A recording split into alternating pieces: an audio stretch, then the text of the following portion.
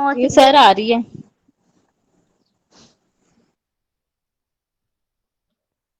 in the name of Allah, the most gracious, the most merciful.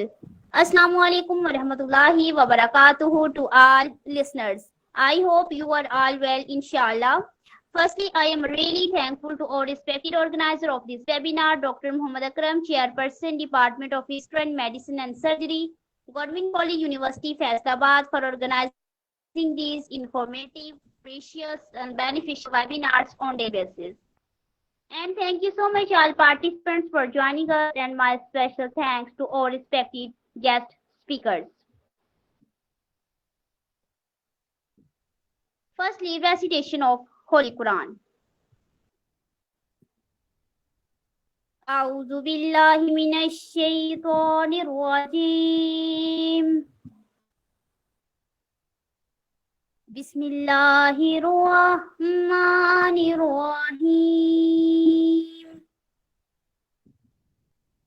إنا أعطيناك الكوثر فصل لربك وانحر إنا شانئك هو الأبتر صدق الله العظीम। मैं पनाह मांगती हूँ अल्लाह की शैतान मरदूद से। शुरू करती हूँ अल्लाह के नाम से जो बड़ा मेहरबान नहायत रहम फरमाने वाला है। बेशक ए नबी सल्लल्लाहु अलैहि वसल्लम हमने तुमको कौसर अता फरमाई, सो नमाज पढ़ा करो अपने रब के आगे और कुर्बानी किया करो, बेशक तुम्हारा दुश्मन वही बेनामो निशान रहेगा। जज़ाकल्लाह। Now beautiful words in the praise of Prophet Muhammad, peace be upon him. निगाहे इश्को मस्ती में वही अव्वल वही आखिर, निगाहे इश्को मस्ती में वही अव्वल वही आखिर, वही कुरान वही फुरकान वही यासीन वही ताहा। सबब तख्लीक दुनिया का जहां जब भी कहीं लिखा, सबब तख्लीक दुनिया का जहां जब भी कहीं लिखा, मोहम्मद अव्वली लिखा मोहम्मद आखिरी लिखा। काश वो चेहरा मेरी आंख ने देखा होता, मुझको तकदीर ने उसी दौर में लिखा होता। सुभान अल्लाह। Now I would like to invite our respected guest speaker, Dr. Alam Afroz Aruj Khan. Thank you so much, Dr. Alam Afroz, for joining us, for your precious time you have given us. Please start and share your precious knowledge about constipation. Please, Dr. Alam Afroz. Bismillahirrahmanirrahim. Assalamu alaikum. My name is Alam Afroz Aruj. I am from Eastern Medicine Department from Government College and University Faisalabad. आज का मेरा topic है constipation. आम जुबान में कहते हैं कब्ज हो जाना। कब्ज मतलब एक ऐसा प्रोसेस जिसमें स्टूल हार्ड हो जाता है, स्टूल बहुत ड्राई हो जाता है और इसी हार्डनेस और ड्राइनेस की वजह से इसका एलिमिनेशन, एवैक्यूएशन या जो बाउल मूवमेंट होती है वो बहुत कम हो जाती है। Constipation is one of the most common digestive problem. It is defined as having hard dry bowel movements और passing stool fewer than 3 times a week। GIT में खास तौर पर कोलोन में ये जो डाइजेस्टेड मटेरियल या अनयूजफुल जो मटेरियल होता है वो स्टोर रहता है, जिसकी वजह से कब्ज वाला जो पेशेंट होता है उसको सारा दिन बहुत ही अनकंफर्टेबल सा और बेकार सा फील होता है, क्योंकि तब तक फीलिंग ऑफ फ्रेशनेस नहीं आएगी जब तक स्टूल की प्रॉपर एवैक्यूएशन नहीं होगी। तो इसके कॉजेस को समझने से पहले आपको इसके बेसिक सिम्टम्स और बेसिक फीचर्स को समझना पड़ेगा। कॉन्स्टिपेशन की सबसे इम्पोर्टेंट आइडेंटिफिकेशन फीचर ये होती है कि आपके बाउल का एवैक्यूएशन बहुत कम होगा, मींस एवैक्यूएशन ऑफ स्टूल्स की क्वांटिटी कम हो जाएगी और इसकी वजह सिर्फ एक ही होती है, that the stool becomes too hard and dry. और इवैक्यूएशन ऑफ स्टूल कम हो जाएगी और स्टूल के हार्ड एंड ड्राई होने की वजह से इसका जो साइज है वो स्मॉल हो जाएगा और ये जब रेक्टल रूट से पास होंगे तो ये रेक्टम की स्मूथ लेयर को एरोज कर सकते हैं, वहां पे कोई स्कार फॉर्मेशन कॉज करवा सकते हैं, सोर जनरेट कर सकते हैं और पर्टिकुलर पर्सन जिसको पाइल्स की प्रॉब्लम रहती है उनमें पाइल्स के चांसेस को मैनी फोल्ड्स बढ़ा सकते हैं। अच्छा, कॉन्स्टिपेशन के कॉजेज क्या है, ऐसा क्या होता है आपकी जीआईटी में जिसकी वजह से कॉन्स्टिपेशन हो सकती है? आप सबको डिटेल में पता ही होगा डाइजेस्टिव सिस्टम के काम का कि वो किस तरह से वर्क करता है। GIT is a series of hollow organs that are connected to each other from your mouth to your anus. आपके माउथ से लेकर एनस तक जितने भी बॉडी पार्ट्स आ जाते हैं, ऑर्गन्स आ जाते हैं, that are the part of our GIT. उनमें आपका माउथ भी आ जाता है, एसोफिगस भी आ जाता है, उसमें आपका स्टमक, फिर small intestine, large intestine and anus, ये तमाम चीजें इसमें इंक्लूडेड होती हैं। अगर हम सिर्फ आज के टॉपिक से रिलेटेड बात करें तो डाइजेस्ट होने के बाद जो फूड है वो आगे बढ़ता है, स्मॉल इंटेस्टाइन में जो न्यूट्रिएंट्स होते हैं या ड्रग्स वगैरह जो जितनी भी होती हैं वो एब्जॉर्ब होती हैं, फिर वो आगे पहुंचती हैं नेक्स्ट सेगमेंट में जिसे हम कहते हैं लार्ज इंटेस्टाइन या उसे हम कोलोन भी कहते हैं। और यही असल में ये जो कोलोन पार्ट होता है लार्ज इंटेस्टाइन का, यही एक ऐसा पार्ट है जहां पर स्टूल की कंसिस्टेंसी को मेंटेन किया जाता है, या यूं कह लें कि जो स्टूल की कंसिस्टेंसी की जो मेंटेनेंस है वो इंटेस्टाइन का जो कोलोन पार्ट है उस पर डिपेंड कर रही होती है। वहां पर अगर पानी की सही क्वांटिटी अवेलेबल होगी कोलोन में, फिर नॉर्मल स्टूल का इवैक्यूएशन होता है। अगर वाटर बहुत ज्यादा एब्जॉर्ब हो जाएगा कोलोन में तो स्टूल ड्राई हो जाएगा, ड्राई होने की वजह से वो हार्ड हो जाएगा और डायरिया में इसके बिल्कुल ऑपोजिट होता है। किस तरह से कि जब कोलोन में वाटर की मिकदार ज्यादा है और कोलोन अगर ज्यादा वाटर को एब्जॉर्ब नहीं कर रहा उसके अकॉर्डिंगली तो स्टूल वाटरी हो जाता है जिसे हम कहते हैं डायरिया। खैर, कॉन्स्टिपेशन बैक्टीरियाज की वजह से भी हो सकती है। एक टर्म है स्पेसिफिक डिसबायोसिस। डिसबायोसिस में बेसिकली क्या होता है कि गट का जो माइक्रोबायोटा होता है उसमें इम्बैलेंसमेंट हो जाती है जो कि पेशेंट को कॉन्स्टिपेशन कॉज करवाती है।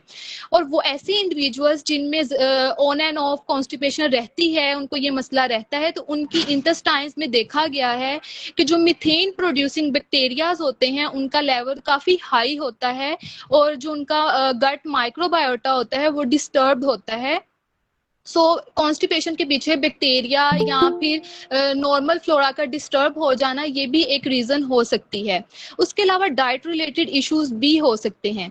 सिंपल आपको अगर मैं एक मिट्टी जो जिसे हम क्ले कहते हैं उसकी एग्जांपल दूं तो जितना आप उसमें पानी भरते जाएंगे उतनी ही वो सॉफ्ट होगी।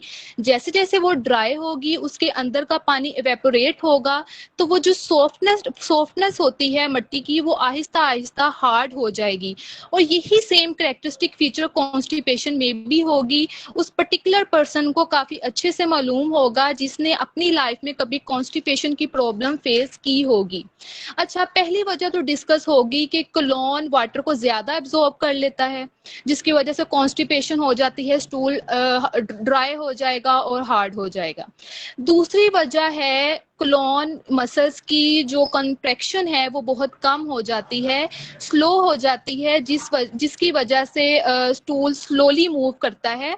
हमारा जो कोलोन है इनमें पेरिस्टाल्टिक मूवमेंट्स हो रही होती हैं और ये जो मूवमेंट है स्टूल्स को आगे की तरफ धकेलने का काम करती हैं, या कह लें जो कोलोनिक मूवमेंट्स हैं वो स्टूल को आगे की तरफ मूव करवाती हैं टुवर्ड्स द रेक्टम उसकी प्रॉपर इवैक्यूएशन के लिए। और जब स्टूल मटेरियल या फीकल मटेरियल जब रेक्टम में आता है तो रेक्टम डिस्टेंड करता है और वही डिस्टेंशन कॉज करवाती है डेफिकेशन रिफ्लेक्स को। अगर ये मैं थोड़ा सा ब्रीफली इसको मैं यहीं पे बताते चलूं कि डेफिकेशन जो रिफ्लेक्स है वो बेसिकली क्या होता है कि जब कोलोन से जो होता है अनयूजफुल मटेरियल वो जब रेक्टम में आता है तो वहां पे डिस्टेंशन होती है, फिर वहां के जो सेंसरी नर्व एंडिंग्स होती हैं वो स्टिम्युलेट हो जाती हैं उस डिस्टेंशन की वजह से और फिर वहां से इंपल्सेस जनरेट होती हैं। हैं, वो जो इम्पल्स होती हैं वो डेफिकेशन सेंटर, हमारे जो ब्रेन का डेफिकेशन सेंटर है वहां तक जाती हैं via afferent nerves of pelvic nerve. तो वहां पे जब मैसेज आता है तो वहां से जो ब्रेन सेंटर होता है वो जनरेट करता है मोटर इम्पल्सिस को, और मोटर इम्पल्सिस आती हैं विया efferent nerves of pelvic nerves towards the descending colon, sigmoid colon और रेक्टम।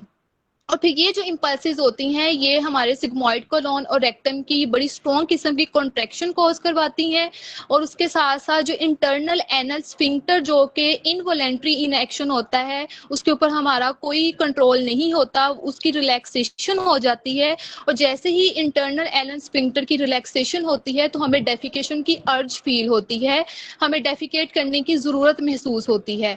और साइमल्टेनियसली अगर आप चाहें तो उसको इवैक्यूएट करवाना है स्टूल्स को, तो जो एक्सटर्नल एनल स्फिंक्टर्स होते हैं उसकी आप रिलैक्सेशन भी करवा सकते हैं, और अगर अभी स्टूल पास करने वाली कंडीशन नहीं है तो आप उसको कंट्रोल भी कर सकते हैं, सप्रेस भी किया जा सकता है, क्योंकि जो एक्सटर्नल एनल स्फिंक्टर्स होते हैं ये वॉलेंट्री होते हैं, इनको आप कंट्रोल कर सकते हैं।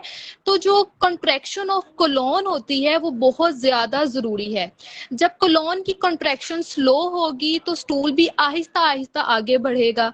कोलॉन से रेक्टम तक स्टूल की जो मूवमेंट है वो स्लो हो जाएगी, और जितनी देर स्टूल कोलॉन में स्टे करेगा उसमें से वाटर की जो एब्जॉर्प्शन है वो होती रहेगी उतनी देर जब तक स्टूल वहां पे स्टे किया हुआ है, और इसी की वजह से स्टूल जो है वो ड्राई हो जाएगा, वो हार्ड हो जाएगा।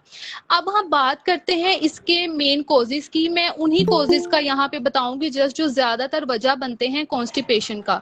तो नंबर 1 कॉज है लेस फाइबर डाइट। हम अपनी डाइट में बहुत सी चीजें यूज करते हैं, लेकिन अगर हमारी डाइट में ऐसी चीजें कंज्यूम नहीं हो रही जिनमें फाइबर्स हो, मतलब अगर हम एक लंबे अरसा तक ऐसी डाइट ले रहे हैं जो लेस इन फाइबर हैं, तो ऐसी डाइट वाटर रिटेंशन को बढ़ा देती हैं, और जो क्लोनिक मूवमेंट्स हैं उनको भी आल्टर करती हैं, उनको स्लो डाउन करती हैं।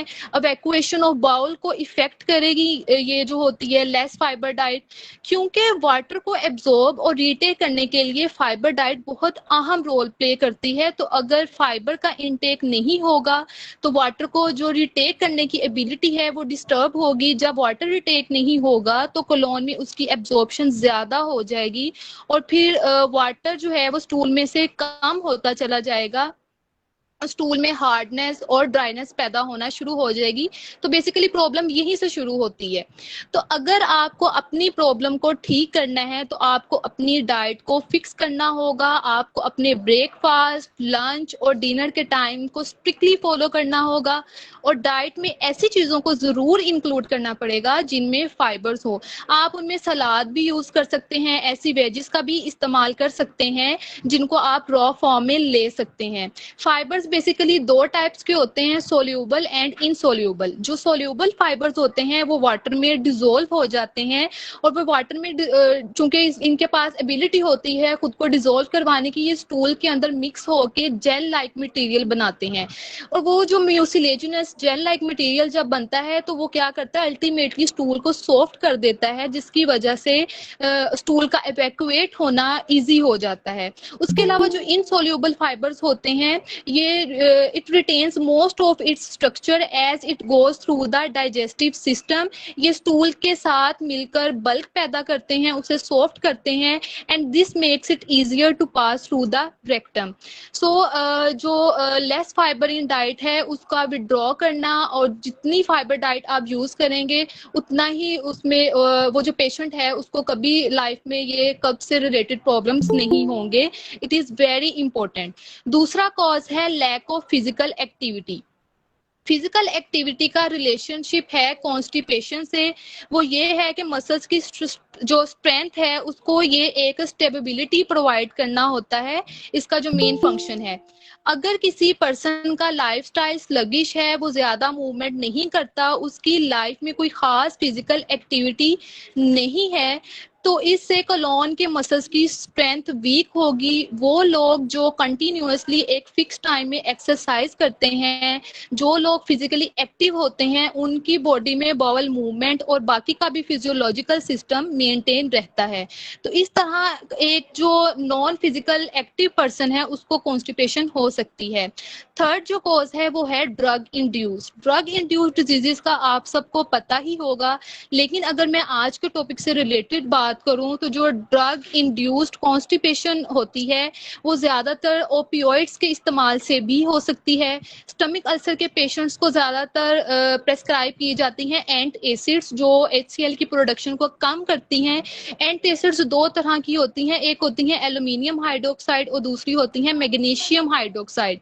इनमें जो एल्यूमिनियम हाइड्रोक्साइड टाइप की जो एंट एसिड्स होती हैं, इनकी नेचर वाइज ही ये क्या करती हैं कि ये कॉन्स्टिपेशन को कॉज करवाती हैं, क्योंकि ये कोलोन की मूवमेंट्स को स्लो कर देती हैं, जिसकी वजह से कॉन्स्टिपेशन हो सकती है। सो अगर इस तरह की मेडिसिन का ज्यादा इस्तेमाल किया जाए तो ये कॉन्स्टिपेशन को कॉज करवा सकती हैं।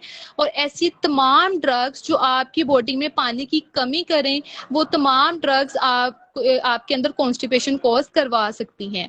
जो फोर्थ वन कॉज है हमारा वो है प्रेगनेंसी।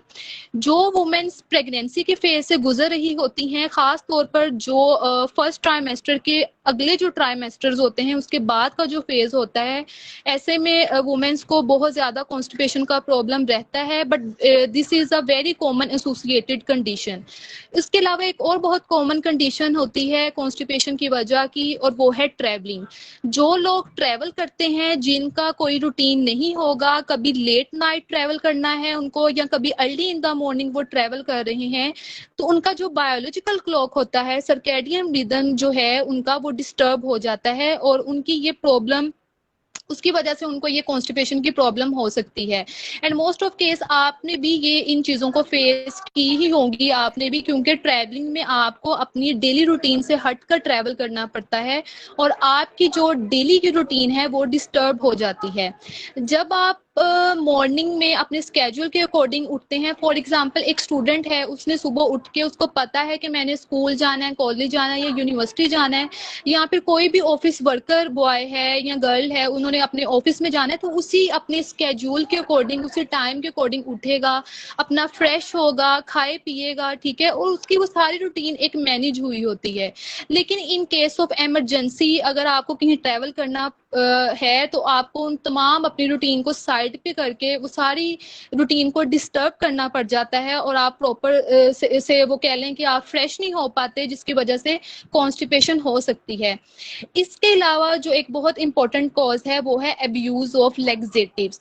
हालांकि लैक्सेटिव्स ऐसी मेडिसिन हैं जो हम कॉन्स्टिपेशन को ही रिलीफ देने के लिए यूज करते हैं, लेकिन ये हमारे पाकिस्तान में कह लें कि बहुत सारे पेशेंट्स ऐसा करते हैं, अगर एक दफा वो बीमार हुए हैं, फिजिशियन के पास गए हैं, तो फिजिशियन ने जब उनको कोई एक मेडिसिन लिख के देनी है ना, तो उन्होंने फिर नेक्स्ट टाइम अगर उसी डिजीज में वो आए हैं, उन्होंने कोशिश करनी है कि हम फिजिशियन के पास ना ही जाएं, हम खुद से ही उसको बाय करें और उसको लेकर यूज कर लें।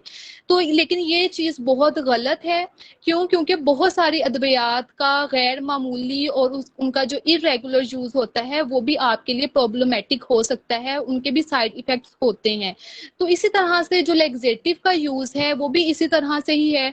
अगर आप लैक्सेटिव को उनका ओवर यूज करेंगे, उनको इरेगुलर यूज करेंगे, तो ये भी कॉन्स्टिपेशन को कॉज करती हैं, क्योंकि मेडिसिन तब तक काम करेगी जब तक आप इसमें अपना लाइफ स्टाइल को चेंज नहीं करते, अपनी डाइटरी मॉडिफिकेशन नहीं करते। लेकिन अगर आप इन चीजों को, अपने लाइफस्टाइल भी आपका उधर ही है, आपने कोई डाइटरी चेंजिंग भी नहीं लाई और जस्ट मेडिसिन के ऊपर आप डिपेंडेंट हैं, तो वो भी प्रॉब्लमेटिक हो सकती हैं। उसके अलावा जो अगला कॉज है वो है ignoring the urge to have bowel movement. अगर आप डेफिकेशन की अर्ज को सप्रेस करेंगे, और इसकी वजह कोई भी हो सकती है, कोई भी कंडीशन हो सकती है, तो अगर किसी भी कंडीशन की वजह से आप उस अर्ज को सप्रेस करते हैं, बाउल मूवमेंट को कंट्रोल कर रहे हैं, नॉइंगली, अननॉइंगली, विलिंगली और अनविलिंगली, जो भी रीजन है, तो ये कॉन्स्टिपेशन की वजह बन सकती है। अब एक बहुत ही इम्पोर्टेंट एक फैक्टर है, कॉज है, और वो है डिहाइड्रेशन, पानी की कमी। अगर आपकी बॉडी में वाटर की कमी है या आप सही से वाटर कंज्यूम नहीं कर रहे या आप गर्मी के मौसम में बहुत ज़्यादा आप काम कर रहे हैं बिना oral consumption of water and salts, तो आपकी बॉडी में पानी की कमी होगी, डिहाइड्रेशन होगी, जो अल्टीमेटली स्टूल्स को हार्ड करेगा, ड्राई करेगा और कॉन्स्टिपेशन की वजह बनेगा। आगे कोई मेटाबॉलिक डिसऑर्डर्स भी हो सकते हैं। अगर प्रॉपर मेटाबॉलिज्म नहीं होगी तो ये भी डायरेक्टली और इनडायरेक्टली कॉन्स्टिपेशन की वजह बन सकती है। इसके अलावा another one cause is stress. इसकी वजह से भी कोलोन की जो मसल कॉन्ट्रैक्शन है वो स्लो हो जाती है, and it can also delay your urge to go washroom, and this condition may also lead towards the constipation, and the last one is the older age. Constipation ज्यादातर 1/3 of the people जो as जिनकी होती है 60 और इससे above उनको affect करती है। So these are some causes. इसके अलावा कुछ और अंडरलाइंग हेल्थ इश्यूज भी हो सकते हैं date can bring on constipation, जैसा कि स्ट्रोक, पार्किंसंस डिजीज, डायबिटीज। उसके अलावा कोलोन और रेक्टम से रिलेटेड कोई भी प्रॉब्लम हो सकती है, like intestinal obstruction, irritating bowel syndrome और डायवर्टिक्यूलोसिस वगैरह, ये भी वजह बन सकती हैं कॉन्स्टिपेशन का। उसके अलावा कोई हार्मोनल प्रॉब्लम भी हो सकती है, including an under active thyroid glands means hypothyroidism. अब अगर हम बात करें इसके कुछ कॉमन सिम्टम्स की, तो इसमें नंबर 1 में तो आ जाएगा बाउल मूवमेंट्स का फ्यूअर देन अ वीक होना, स्टूल्स का हार्ड और ड्राई होना, स्ट्रेनिंग और pen during the bowel movement होना। उसके अलावा a feeling of fullness even after having a bowel movement, and in case of severe constipation bleeding from the rectum हो सकती है, ब्लड हो सकता है स्टूल में, परसिस्टेंट एब्डोमिनल पेन हो सकती है, लोअर बैक में पेन हो सकती है, फ्लैचुलेंस हो सकती है। उसके अलावा nausea, vomiting, fever, unexplained weight loss भी हो सकता है इसमें, और जो आपकी बाउल मूवमेंट्स हैं उनमें भी सडन चेंजेस आ सकते हैं ड्यू टू कॉन्स्टिपेशन। अगर पेशेंट की कॉन्स्टिपेशन क्रोनिक है और रेगुलर नॉर्मल मेडिसिन से वो क्योर नहीं हो रही, तो ऐसे में कुछ टेस्ट करवा लेने बहुत ज़रूरी होते हैं ताकि अंडरलाइंग पैथोलॉजी को डिटेक्ट किया जा सके, लाइक कोई भी कोलोरेक्टल कैंसर या आईबीएस वगैरह। तो इस तरह की जो पैथोलॉजीज होती हैं उनको डिटेक्ट करने के लिए इन्वेस्टिगेशंस करवाना भी बहुत ज़रूरी होती हैं। लेकिन अगेन आपने किसी भी डिजीज़ का अगर डायग्नोसिस बनाना है, अगर आप चाहते हैं कि आपका डायग्नोसिस अच्छा बने, आप मेन कॉज तक पहुंचें, तो उसके लिए डिटेल्ड हिस्ट्री लेना और साथ ही फिजिकल एग्जाम करना दोनों ही बहुत इंपॉर्टेंट होते हैं। 90% आपका डायग्नोसिस इधर ही बन जाता है, लेकिन जो उसके बाद जो लैब इन्वेस्टिगेशंस होती हैं, जो रेडियोलॉजिकल इन्वेस्टिगेशंस होती हैं, वो जस्ट अपने डायग्नोसिस को कंफर्म करने के लिए होती हैं। तो आप डिटेल्ड हिस्ट्री लें अपने पेशेंट की, carry out the physical exam including a rectal exam. याद रहे जब भी आपने एनल कैनाल का एग्जामिनेशन करना है तो पेशेंट की प्राइवेसी को आप मेक श्योर करें। बेशक पेशेंट मेल है या फीमेल है, attendant must be there. Whenever you examine the private area of the patient, you must have to discuss to your patient what is the problem inside and what you are going to do. And rectal examination के लिए 2 anatomical positions होती हैं जिनमें best rectal examination किया जा सकता है, और एक तो है जो डिलीवरी पोजीशन जिसे हम पार्चुरेशन पोजीशन भी कहते हैं, and the second one is the left lateral position.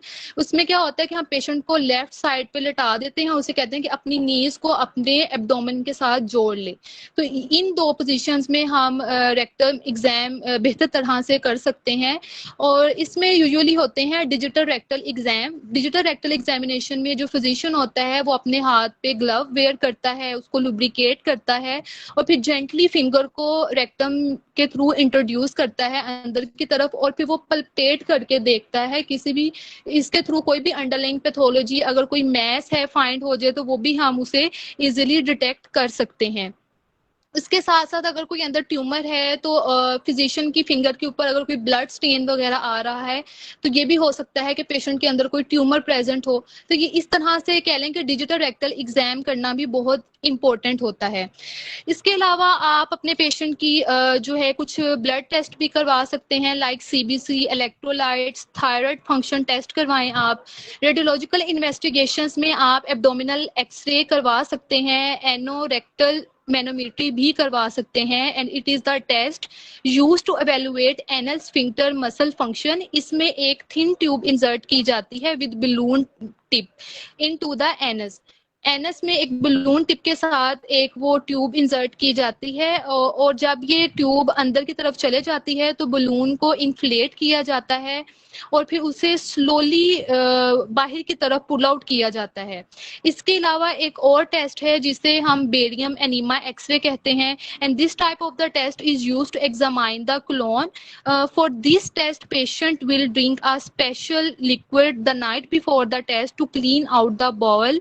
इसमें रेक्टम के थ्रू बेरियम को इंसर्ट किया जाता है, और जो बेरियम जब अंदर जाता है तो वो रेक्टम और कोलोन के एरियाज को बेसिकली हाईलाइट कर देता है और हमें इमेज ज्यादा क्लियर तरीके से पता चलती है। उसके अलावा आप कोलोनोस्कोपी भी करवा सकते हैं। Colonoscopy is another type of the test use to examine the colon. इसमें कोलोन को एग्जामाइन किया जाता है और इसमें क्लोनोस्कोप को यूज किया जाता है। क्लोनोस्कोप के ये एक ट्यूब की तरह होती है और इसके एक एंड के ऊपर लाइट सोर्स भी होता है और कैमरा भी होता है। और इस टेस्ट के लिए पेशेंट को 1 to 3 डेज के लिए ओनली लिक्विड डाइट पे रखा जाता है। लेग्जेटिव्स दिए जाते हैं the night before the test, gut को क्लियर करने के लिए ताकि इमेजेस क्लियर आए। इसकी अगर हम बात करें कॉन्स्टिपेशन की कुछ कॉम्प्लिकेशंस की, तो उसमें एक तो रेक्टम प्रोलैप्स हो सकता है, हेमोरॉइड्स हो सकते हैं, एनल फिशर हो सकता है। एनल फिशर बेसिकली क्या है? एनल फिशर होता है एनल कैनाल की म्यूकोजा में लीनियर टियर आ जाना due to the passage of hard stool. जब हार्ड स्टूल गुजरता है रेक्टल रूट से, तो वो क्या करता है कि उसके जो एनल कैनाल का जो खास तौर पे जो उसका पोस्टीरियर म्यूकोजा होता है वहां से जब रब करते हुए गुजरता है तो वहां पर एक टियर आ जाता है जिसे हम एनल फिशर कहते हैं। एनल फिशर के कॉजेस बहुत से होते हैं, लेकिन इसका जो मेन और इम्पोर्टेंट कॉज होता है ज्यादातर पेशेंट्स में जो पाया जाता है वो होता है हैबिचुअल कॉन्स्टिपेशन होना। वो पेशेंट जिनको ज्यादातर कॉन्स्टिपेशन का प्रॉब्लम रहता ही है, ऐसे में उनको एनल फिशर की प्रॉब्लम भी हो सकती है।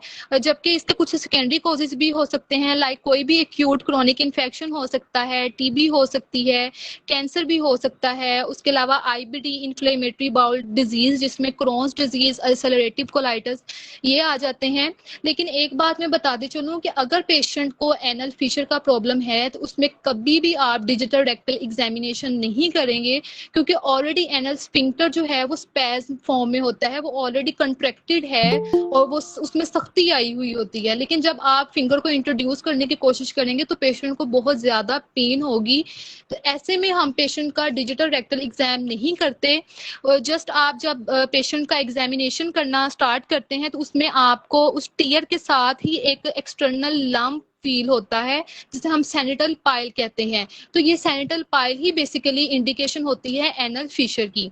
उसके अलावा आपने एनल फिशर में अगर एक पेशेंट आपके पास आया है, उसको कॉन्स्टिपेशन भी है, उसको एनल फिशर का भी प्रॉब्लम है, तो आपने कॉन्स्टिपेशन के लिए जो ट्रीटमेंट करना है आप वो करें। साथ ही साथ एनल फिशर के लिए आप कोई ऐसी ट्रॉपिकल एप्लीकेशन के लिए कोई क्रीम या जेल उसको बनाकर दे सकते हैं जिसका काम हो कि वहां पे एक तो वो वेजोडाइलेशन का काम करे, क्योंकि वहां पे जो एनल स्फिंक्टर है वो स्पैज्म है, वहां पे वेजो कंस्ट्रिक्शन है, ऑलरेडी ब्लड सप्लाई वहां पे कंप्रोमाइज्ड है। तो वहां पे जो हमारा प्रिंसिपल ऑफ ट्रीटमेंट है वो ये होना चाहिए कि हमने उस एरिया में एक तो लोकल ब्लड सप्लाई को बढ़ाना है, वहां पे वेजोडाइलेशन कॉज करवानी है, और प्लस एक कोई ऐसी ड्रग वहां पे लगाएं जो कि एनेस्थीसिया का काम करे, ताकि पेन में रिलीफ हो पेशेंट को। उसके साथ साथ आपने जो कॉन्स्टिपेशन का ट्रीटमेंट करना है आप वैसे ही उसका करें। उसके अलावा जो सेकंड कॉम्प्लिकेशन है वो है हेमराइड्स की। हेमराइड्स क्या होते हैं? ये डायलेटेड एंड टॉर्शियस एनल वेन्स होती हैं। पाकिस्तान में बहुत सारे लोग कोई भी उनको रेक्टम या एनल कैनाल से रिलेटेड कोई प्रॉब्लम होगा तो वो उसको यही प्रॉब्लम बताते हैं कि उन्हें पाइल्स है, बवासीर है।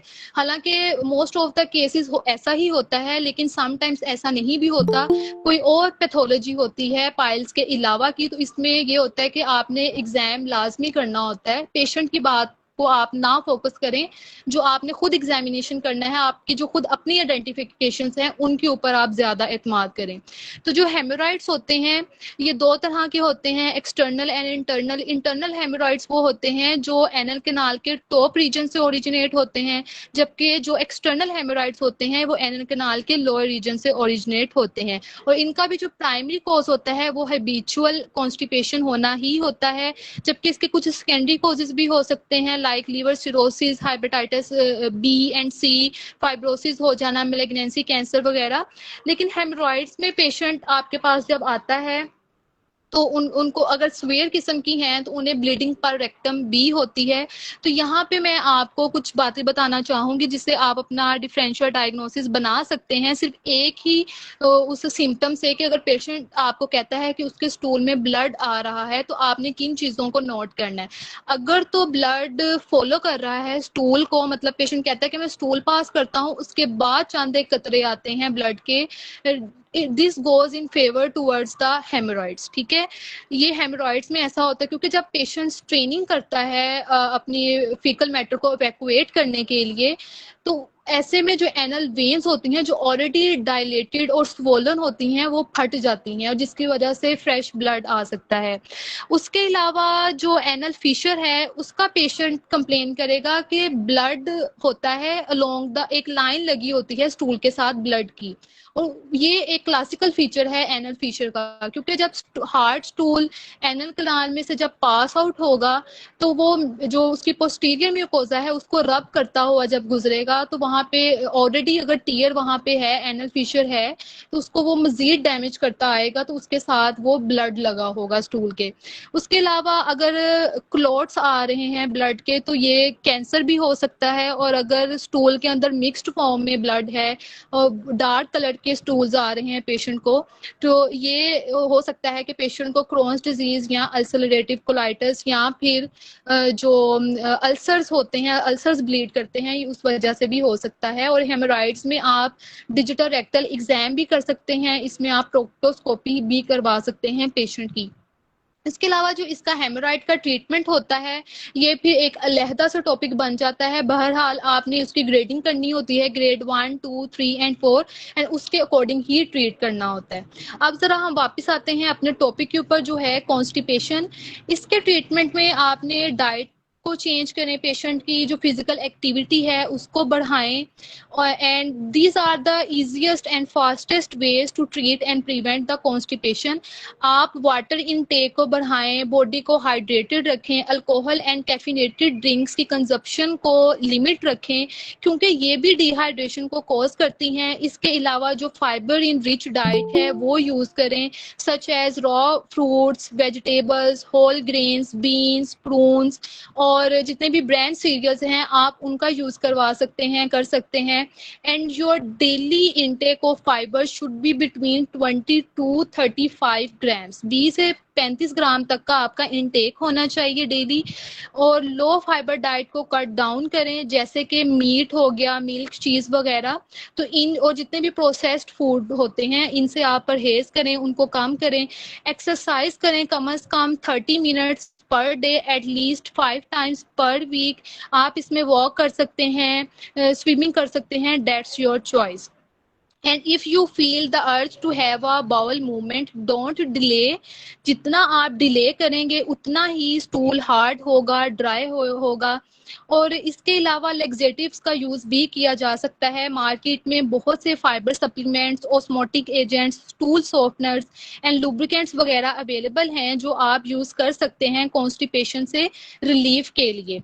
इसके अलावा बहुत सी ऐसी सिंगल हर्ब्स और प्लांट्स अवेलेबल हैं, मौजूद हैं, जो कॉन्स्टिपेशन में यूज़ की जा सकते हैं।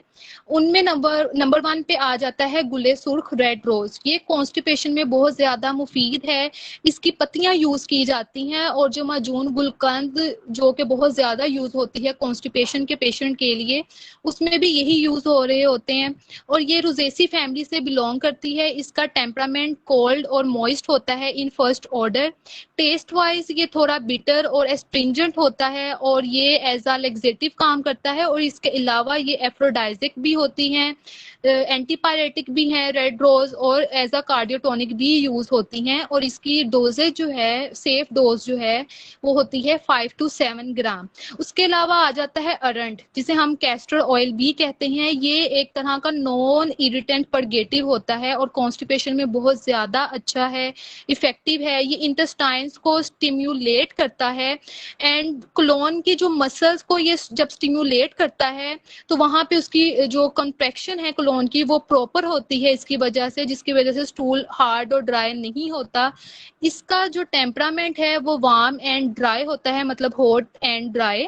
और इसकी जो सेफ डोज है वो होती है बिटवीन 23 ml to 50 ml। यहाँ तक आप इसकी डोज सेफली यूज कर सकते हैं कॉन्स्टिपेशन के लिए। उसके बाद आ जाती है रोएम एमूदी, जिसे हम रेवंस चीनी भी कहते हैं। इसकी राइजोम्स यूज की जाती हैं, और ये पॉलीगोनेसी फैमिली से बिलोंग करती है। ये एज अ परगेटिव काम करती है। इथरिफल मुलैयन में इसका इस्तेमाल होता है कॉन्स्टिपेशन के लिए ही। और इसकी जो डोज है, थेराप्यूटिक डोज, वो 1 ग्राम होती है। उसके अलावा प्लेंटगो ओवेटा, जिसे हम स्पोगोल भी कहते हैं, ये एक बहुत ही सिंपल सी एक कॉमन होम रेमेडी है। फिजिशियंस तो अपने पेशेंट को जो इसका इस्तेमाल करवाते हैं, पेशेंट्स भी खुद ब खुद भी इसका इस्तेमाल शुरू कर देते हैं अपने घर पर। बहुत ही कॉमन सी ये रेमेडी है, और बहुत इफेक्टिव। इसके सीड्स और इसका हस्क, मतलब छिलका वगैरह इस्तेमाल किया जा सकता है।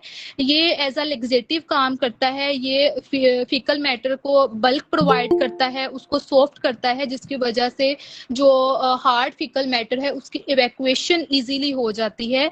और इसकी जो डोज है वो 3 to 10 ग्राम्स होती है। और इसका टेम्परामेंट जो है वो कोल्ड एंड वेट होता है इन सेकंड ऑर्डर। उसके अलावा आ जाता है अकेशिया सीना, जिसे हम सना मक्की भी कहते हैं। इसका टेम्परामेंट हॉट एंड ड्राई होता है। इसके लीव्स यूज किए जाते हैं, और ये जो हैबिचुअल कॉन्स्टिपेशन होती है उसमें बहुत इसके जबरदस्त रिजल्ट्स होते हैं। और इसकी जो मिकदार है वो आप 3 to 5 ग्राम यूज करवा सकते हैं अपने पेशेंट्स को। इसके अलावा भी और भी बहुत सारी मुफरादात में आ जाती हैं, लाइक सिंपल सी चीजें हैं, कोई इतनी कॉम्प्लिकेटेड नहीं है। अलसी के बीज हो गया, रोगने बादाम, खुबानी, मूली, तुख्मे बालिंगो, ये सब चीजें जो हैं बहुत ज्यादा इफेक्टिव हैं कॉन्स्टिपेशन के लिए। और इसके अलावा भी बहुत सारी मुफरादात में प्लांट्स हैं जो कॉन्स्टिपेशन के लिए बहुत ज्यादा इफेक्टिव हैं। उसके अलावा अगर हम कुछ कंपाउंड ड्रग्स की बात करें, तो इसमें अतरीफल मुलैयन, शरबत मुलैयन, कुर्से मुलैयन के नाम से भी कंपाउंड ड्रग्स अवेलेबल हैं। अतरीफल मुसहिल, अतरीफल सना, अतरीफल जमानी, जवारिश कमूनी मुसहिल, there are so many drugs are present in compound form, जो कि आप अपने पेशेंट को दे सकते हैं कंपाउंड फॉर्म में। मैं अब इनका डिटेल में खुद ही नहीं जाना चाह रही इन कंपाउंड प्रिपरेशंस का, क्योंकि अगर एक एक का मैं वो नुस्खा बताने बैठ जाऊँ तो बहुत टाइम हो जाएगा। इनके नुस्खे बहुत अच्छे वो अवेलेबल हैं बुक में, आप वहां से जाके उसको सर्च आउट कर सकते हैं। इसके अलावा डाइट में आप खजूर, अंजीर, अमरूद, आरू, नाशपाती और सलाद में खास तौर पे आप मूली का इस्तेमाल कर सकते हैं, और ये बहुत अच्छा रहेगा कॉन्स्टिपेशन के पेशेंट के लिए। और जितने भी फास्ट फूड हैं उनको अवॉइड करें खाने से, चाय को अवॉइड करें, आलू, गोभी, चावल, इन तमाम चीजों से आप परहेज करें। अच्छा, लास्ट पे अब हमारा पहुंच गया लेक्चर, और आखिर में जाते जाते एक बहुत ही सादा सा फॉर्मूला मैं आपसे शेयर करना चाहूंगी। देसी घी आधा चम्मच, छिलका 1 चम्मच, दूध 1 गिलास। दूध को बॉयल कर लें और इनमें छिलका और देसी घी दोनों को मिक्स कर लें और इसका इस्तेमाल कर लें। बताने में तो बहुत छोटी सी और मामूली सी ये चीजें हैं, लेकिन बहुत ज्यादा इफेक्टिव हैं।